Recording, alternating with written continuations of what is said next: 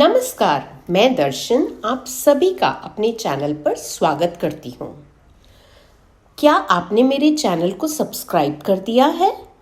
अगर हाँ, सब्सक्राइब कर चुके हैं तो दिल की गहराइयों से आप सभी का बहुत बहुत शुक्रिया। और अगर आपने नहीं किया है तो प्लीज़ पहले सब्सक्राइब कर दीजिए। शुक्रिया। एक गांव के किनारे एक स्वामी रहते थे। उनका दिन पूजा अर्चना में गुजर जाता था। बस अपनी ज़रूरत के अनुसार कभी कभी गांव जाकर लोगों से भिक्षा मांग लेते थे, जिससे उनका गुजर बसर हो जाता था। एक दिन घर से भिक्षा लेते हुए उन्होंने पीड़ा का अनुभव किया, तो उन्होंने गृहिणी से पीड़ा का कारण पूछा। रुक्मणी ने बताया कि उसके घर संतान नहीं होने के कारण वह और उसके पति चाहकर भी खुश नहीं रह पाते। स्वामी जी ने उन दोनों को आशीर्वाद दिया और भिक्षा लेकर चले गए। कुछ महीनों बाद स्वामी जी फिर उसी घर भिक्षा लेने पहुंचे। तब रुक्मणी ने उन्हें आदर से भीतर बुलाया और बताया कि स्वामी जी के आशीर्वाद से उनके घर एक सुंदर बालक ने जन्म लिया है और वह पति पत्नी बहुत प्रसन्न हैं। उन्होंने स्वामी जी को एक माणिक भेंट करने का प्रयास किया। रुक्मणी के पति मोहन ने कहा, उनके पास सबसे कीमती चीज़ यह माणिक ही है जो वो स्वामी जी को देना चाहता है। स्वामी जी मुस्कुराते हुए कहते हैं, मैं तो त्यागी और विरक्त इंसान हूँ, मैं इस माणिक का क्या करूँगा। लेकिन वह दोनों बहुत जिद करते हैं, जिस कारण स्वामी जी को माणिक लेना पड़ता है। कुछ ही दिनों बाद गांव में बात फैल जाती है कि स्वामी जी के पास एक कीमती माणिक है। राधे और उसकी पत्नी सोचते हैं कि वह गरीबी से इतने परेशान हैं, अगर उनको यह कीमती माणिक मिल जाए तो वह किसी और गांव जाके आराम से जीवन बसर कर सकते हैं। वैसे भी स्वामी जी तो माणिक लेने से मना ही कर रहे थे। अगर इस जिम्मेदारी से उन्हें मुक्त करा, वह कुछ अच्छा ही करेंगे। राधे सन्यासी जी के पास जाकर कहता है कि वह उनके साथ रह पूजा अर्चना सीखना चाहता है तथा उनकी सेवा करना चाहता है।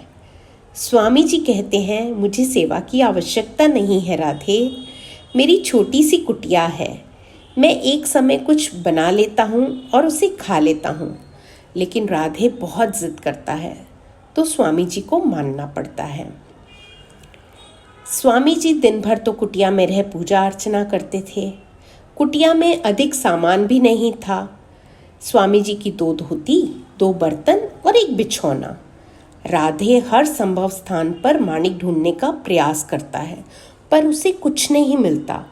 जब स्वामी नदी किनारे नहाने जाते हैं तो राधे उनका तकिया तक खोलकर देख लेता है।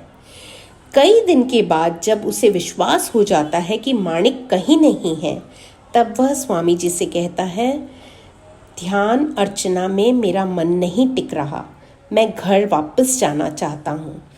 स्वामी जी मुस्कुराते हुए कहते हैं, आपको अपना परिवार छोड़कर नहीं आना चाहिए था राधे, आप बिल्कुल अपने परिवार के पास लौट जाइए।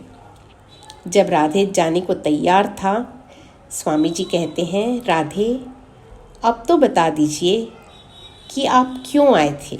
राधे कहता है, स्वामी जी मैं जा रहा हूँ, इसलिए आपको बता रहा हूँ कि मैं माणिक के लालच में आया था। स्वामी जी हंसते हुए कहते हैं, राधे मैं प्रसन्न हूँ, आपने सच बोला। मैं भी बताना चाहता हूँ कि मैं भी जान गया था कि आप क्यों आए हो। राधे तुरंत बोला, तो क्या माणिक आपने कहीं बाहर छुपा दिया था? स्वामी जी मुस्कुराते हुए बोले, माणिक यहीं कुटिया में है, मगर माणिक मेरे तकिए में नहीं, मैंने माणिक आपके तकिए में छुपा दिया था। राधे भौंचक रह गया। स्वामी बोले, हम अक्सर दूसरे के गुण अवगुण तलाशते रहते हैं, लेकिन अपने बारे में, स्वयं के बारे में कभी नहीं सोचते, कभी नहीं विचारते। हम सभी को अपने अंतरात्मा को देखने की आवश्यकता है। सुख शांति सब कुछ हमारे अंदर ही है, परंतु उसे हम अपने अंदर न खोजते हुए बाहर ही उलझे रहते हैं। आशा करती हूँ हम इस कहानी का संदेश समझ चुके हैं। इसके साथ ही मैं आपसे विदा लेती हूँ। मिलती हूँ आपसे अपने अगले वीडियो में। धन्यवाद।